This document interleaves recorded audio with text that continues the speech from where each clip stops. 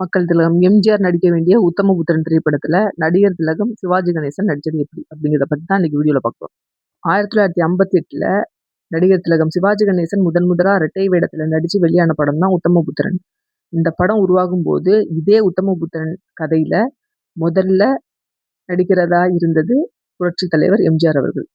அப்ப இருந்த பத்திரிகைகள்ல ஒரு பக்கத்துல சிவாஜி நடிக்கும் உத்தமபுத்திரன் அப்படின்னும், அடுத்த பக்கத்துல எம்ஜிஆர் நடிக்கும் உத்தமபுத்திரன் அப்படின்னும் விளம்பரங்கள் வெளியானுச்சு. இயக்குனர் ஸ்ரீதர் அவரோட சின்ன வயசுல படிச்ச the man in the iron mask அப்படிங்கிற ஆங்கில கதையை ஒரு படமா எடுக்கலான்னு முடிவு பண்றாரு.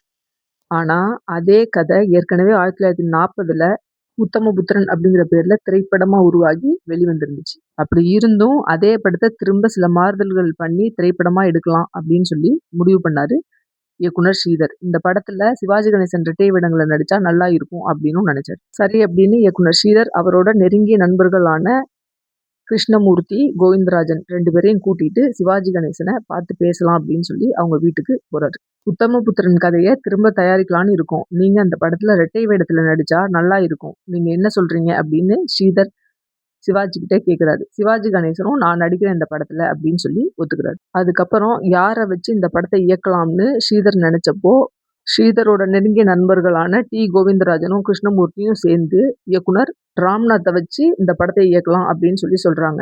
சரின்னு சொல்லி 3 பேரும் கிளம்பி இயக்குனர் ராம்நாத்தை பார்க்க அவரோட வீட்டுக்கு போறாங்க. உத்தமபுத்திரன் கதையை திரும்ப எடுக்கிறத பத்தியும், சிவாஜி அந்த படத்துல இரட்டை வேடத்துல நடிக்கிறத பத்தியும் சொல்லி நீங்க தான் அந்த படத்தை இயக்கி தரணும்னு இயக்குனர் ஸ்ரீதர் இயக்குனர் ராம்நாத் கேட்க, அதை கேட்ட இயக்குனர் ராம்நாத் பயங்கரமா சிரிக்கிறாரு. அதை கேட்ட இயக்குனர் ஸ்ரீதர் ஏன் சிரிக்கிறீங்க அப்படின்னு சொல்லி ராம்நாத் கேட்க, இதே உத்தமபுத்திரன் கதையை வேற ஒரு நடிகர் நடிக்கிறாரு. அந்த படத்தை இயக்க கொஞ்ச நேரத்துக்கு முன்னாடி தான் ஒத்துக்கிட்டேன் அப்படின்னு சொல்லி சொல்றாரு. இதை கேட்ட ஸ்ரீதர் யார் அந்த நடிகர் அப்படின்னு சொல்லி ராம்நாத் கேட்கும்போது, எம்ஜிஆர் தான் அந்த நடிகர் அப்படின்னு சொல்லி ராம்நாத் சொல்றாரு. அதை கேட்ட ஸ்ரீதரும் அவரோட நண்பர்கள் கிருஷ்ணமூர்த்தியும் கோவிந்தராஜனும் ராம்நாத் வீட்ல இருந்து வெளியே கிளம்பிடுறாங்க. கொஞ்ச நேரம் யோசிச்ச இயக்குனர் ஸ்ரீதர் அவரோட நண்பர்கள் கிட்ட உத்தமபுத்திரன் கதையை நிச்சயமா சிவாஜியை வச்சுதான் எடுக்க போறோம் அப்படின்னு சொல்லி சொல்றாரு. அதை கேட்ட அவரோட நண்பர்கள், அது எப்படி முடியும்?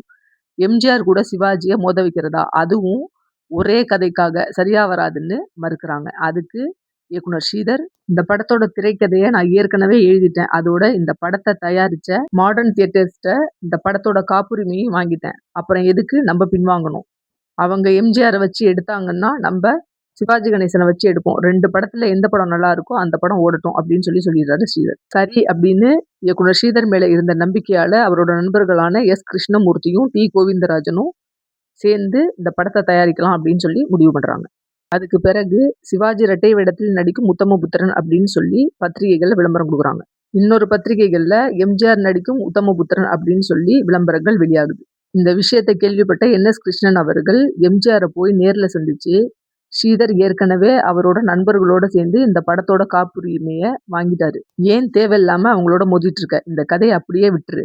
வேற ஒரு கதையில நடி அப்படின்னு சொல்லி அறிவுரை சொல்றாரு. எப்பவுமே என்எஸ்கே மேல தனி மரியாதை எம்ஜிஆர் வச்சிருந்ததால சரின்னு சொல்லி உத்தமபுத்திரன் படத்துல இருந்து எம்ஜிஆர் விலகிறார். அதுக்கப்புறம் சிவாஜி நடிச்ச உத்தமபுத்திரன் படப்பிடிப்பு முடிஞ்சு திரையரங்குகள்ல வெளியாகி அமோக வெற்றியும் அடையுது. இந்த வீடியோ உங்களுக்கு பிடிச்சிருந்துச்சுன்னா லைக் பண்ணுங்க, ஷேர் பண்ணுங்க, சப்ஸ்கிரைப் பண்ணுங்க. மறக்காம கமெண்ட் பாக்ஸ்ல கமெண்ட் பண்ணுங்க. நன்றி.